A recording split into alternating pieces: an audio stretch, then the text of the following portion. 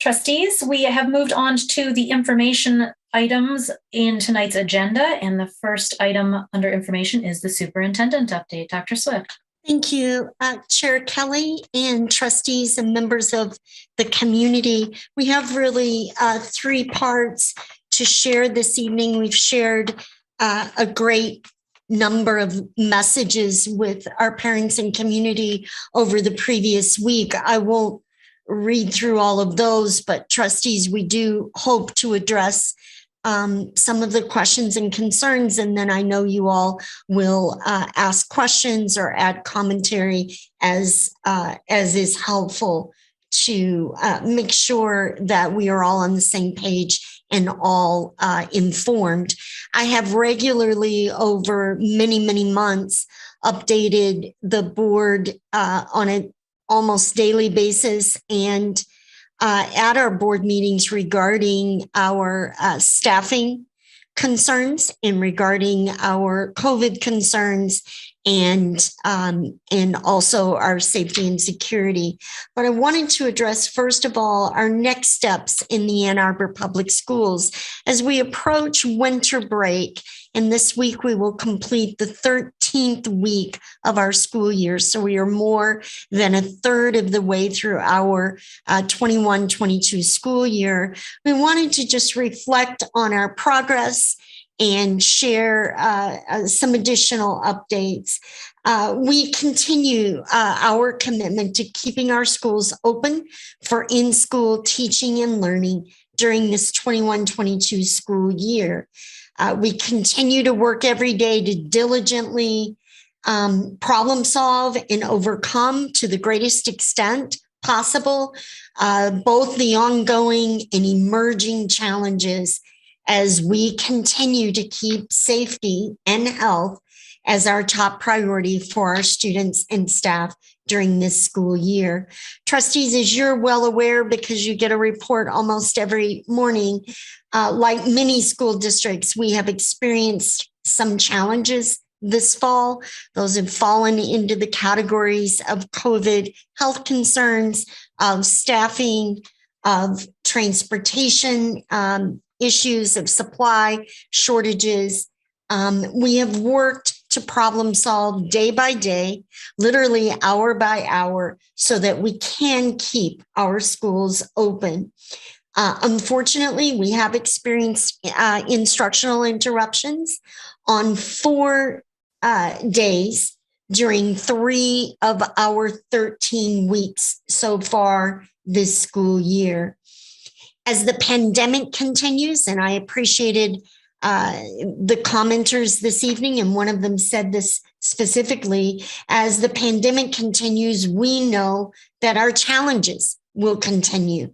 And yet we have week by week been improving our process. I believe, trustees, this week we have averaged 2 or 3 of our 98 routes running behind schedule due to driver illness issues. But we are in far better shape than we were a few weeks ago. We continue to need and appreciate the understanding, the support, and the partnership from everyone in our community, and we're very grateful.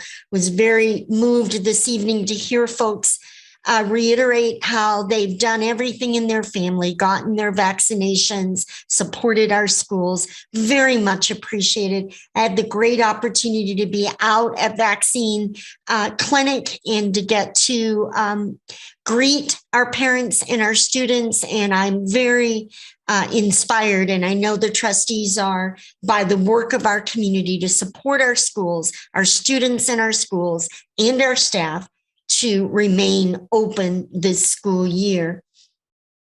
As winter officially approaches, we have many tools in place this December that were not available to us a year ago, or even at the beginning of this school year, despite the continuing high levels of COVID transmission.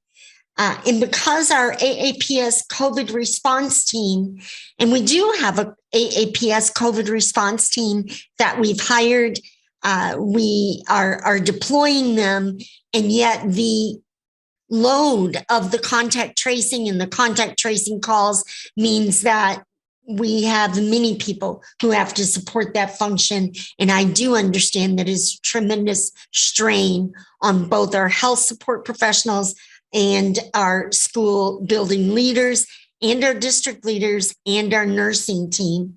But because of the work of the COVID response team and all of our work together to effectively deploy the Super 6 mitigation tools, we are strongly positioned to continue in-person teaching and learning this year. Just a highlights of the things we have this year that we did not have last November, December. We have a highly vaccinated AAPS staff with weekly testing for those who are not yet fully vaccinated, that small number of staff members. We have vaccines readily available for 5 to 11-year-olds and 5-year-olds and above. The district has supported vaccination of these groups with 6 school-based vaccination clinics over the previous weeks.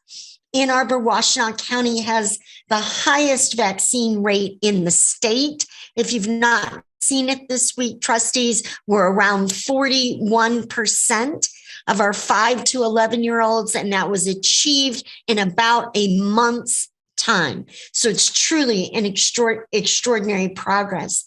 We have boosters readily available for all adults, and I appreciate that the district has supported booster doses for staff at 6 of our school-based vaccination clinics. I was able to be there to greet staff on one of the evenings, and we strongly urge every adult to receive boosters. We have consistent implementation of the Super 6 strategies in schools, and I'm so grateful to our students, to our teachers and support staff and leaders, and to parents and community who've supported the universal masking tool. Trustees, not every community has had the support that we've had for this very fundamental block of keeping each other safe. Proven research-based strategy of universal masking inside our schools. It continues to be a Washtenaw County Health Department order, but we appreciate that we achieved it throughout the district. I'm also grateful for the maintenance of our improved indoor ventilation. Trustees, you've been updated, the community not recall this, but our filters will be changed again over winter break. We are doing additional changeover of the filters. I also appreciate so many school PTOs and parent groups and community groups who've helped us, and also our own facilities team, to enhance our spaces. And I have to share, trustees, we still have, even during cold weather, we have students outdoors when they possibly can be, and that is always a good thing when we can feasibly do so. We have fully developed case response processes in place, including contact tracing, and we deploy those consistently across our schools and report our data every Friday of our cases in the district. We also have responsive rapid antigen testing in the district during November, as we did prior in the fall. We had pop-up antigen testing events. More than 400 rapid antigen tests were administered by members of our COVID response team, and these were for students and families who may be experiencing barriers to testing. And based on feedback from our parents, we are doing that in a wide array of school locations, not just in areas where we may perceive that there's need, but we are implementing in areas where that support is needed the option of testing on the test to stay in special situations, such as with students in self-contained classrooms and students in need as our district resources have allowed. We continue to conduct as much rapid antigen testing as we possibly can from our dedicated and frankly overburdened health staff, while they are also prioritizing our student health plans and other student health priorities. We will share more information about testing over the coming weeks. We continue to request our agencies and organizations to support us with additional weekly testing in the Ann Arbor Public Schools community. You're aware in emergent situations, such as a spike or an outbreak of COVID cases or unavoidable staffing shortages, we may need to temporarily address these issues in specific classrooms or in schools, or take other temporary steps in the Ann Arbor Public Schools to maintain health, safety, or security of all students and staff in our buildings. However, we will continue to do everything we possibly can to sustain our schools and the school opening of this school year. So we'll reiterate again that we're fully committed to our Ann Arbor Public Schools. We have learned, trustees, over time not to predict the future. We take this one day at a time and we update the board and the community every step along the way.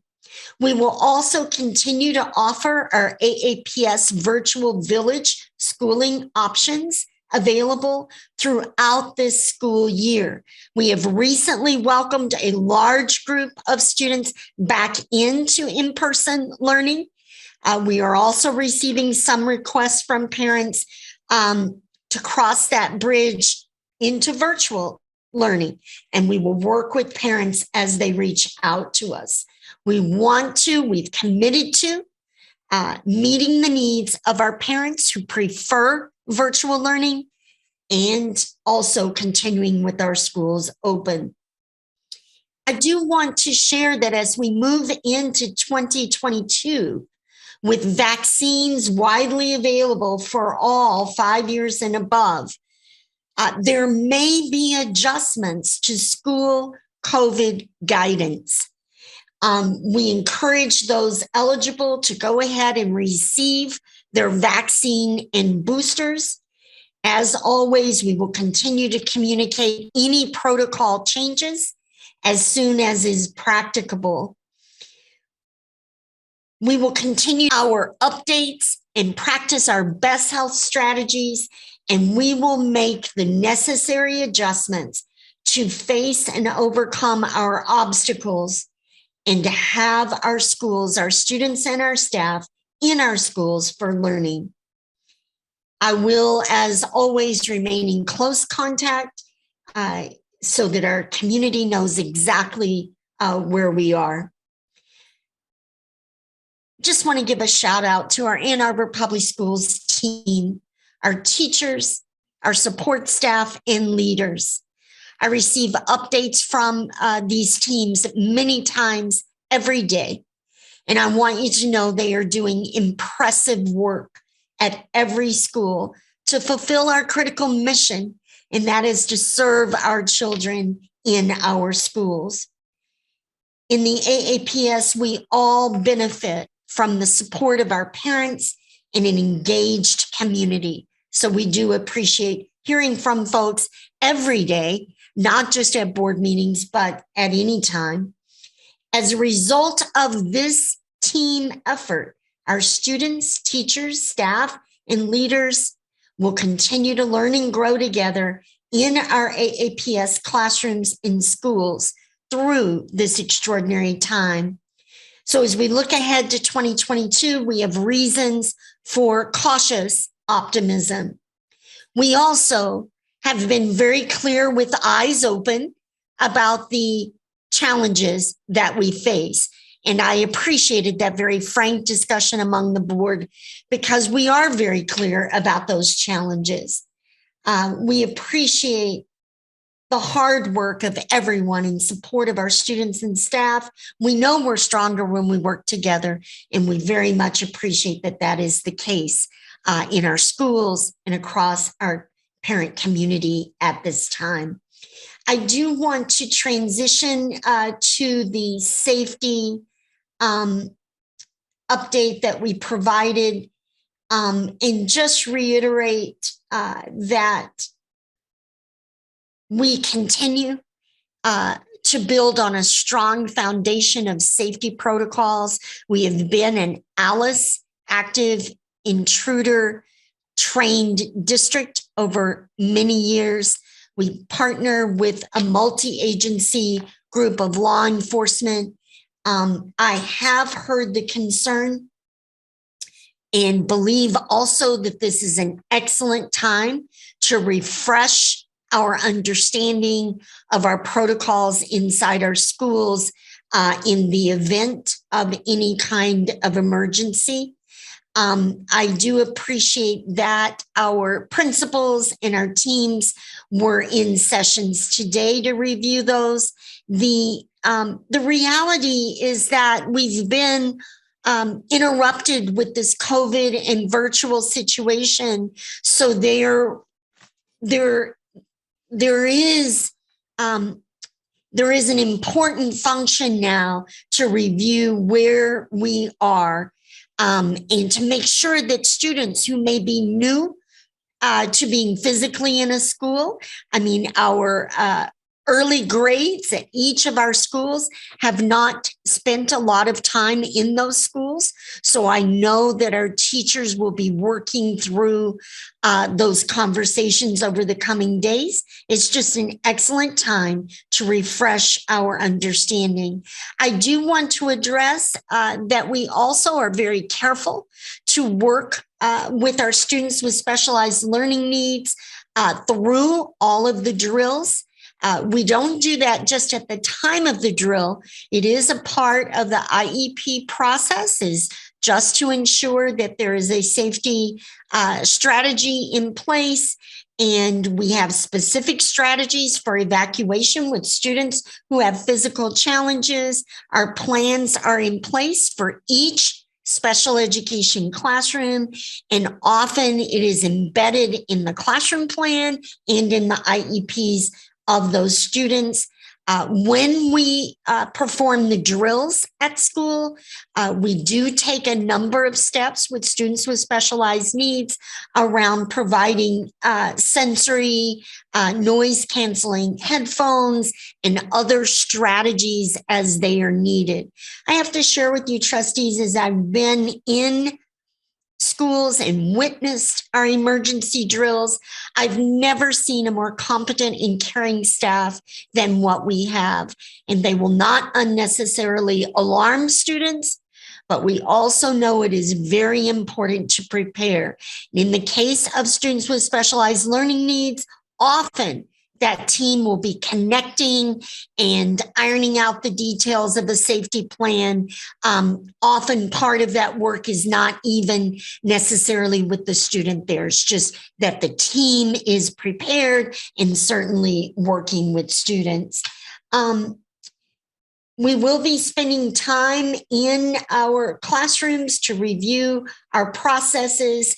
I have reviewed quite a lot, the see something, say something. Trustees, I won't go back through that, but I do want to give a shout out to Chief AAPD Chief Michael Cox, who joined us for a conversation on Friday afternoon that has been shared out to every parent on social media, is posted to our website.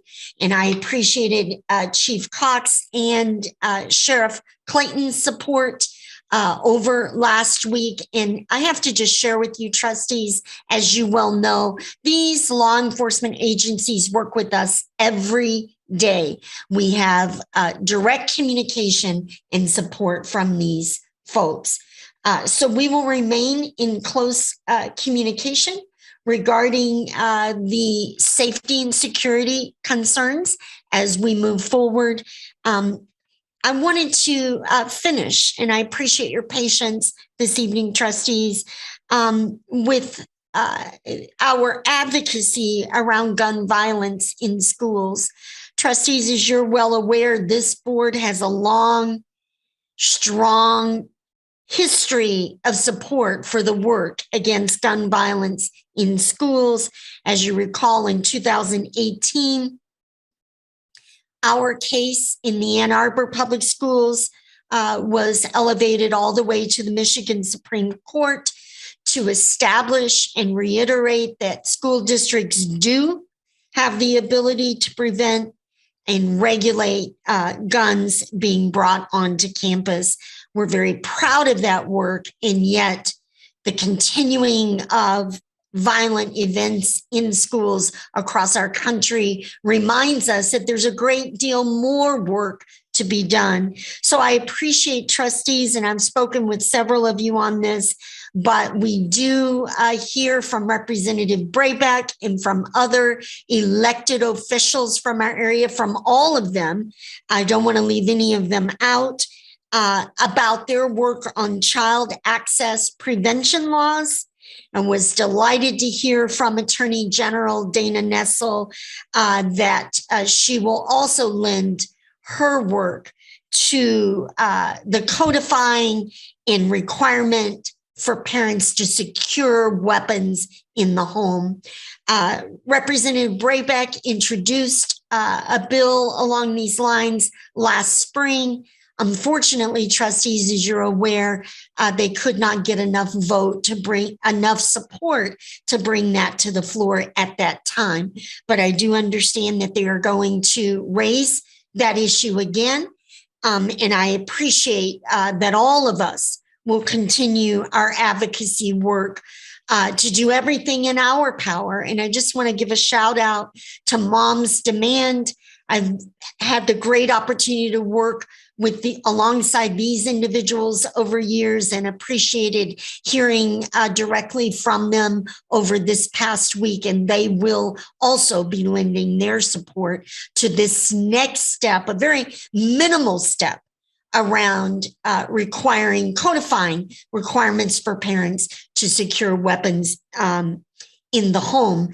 I believe the trustees are aware the number is 85% of school violence is committed by someone who gained access to that weapon in a home, either their own home or the home of a friend. So that is compelling data. And I wanted to just reassure our community that our hearts are broken alongside Oxford, but our resolve is deepened regarding our advocacy to get something done to support our students in schools. So I've gone on too long. I appreciate your patience. I appreciate the opportunity to serve the Ann Arbor Public Schools. These have not been easy times, but we do appreciate that we are all working together toward the same outcome, supporting our students and our staff and our community.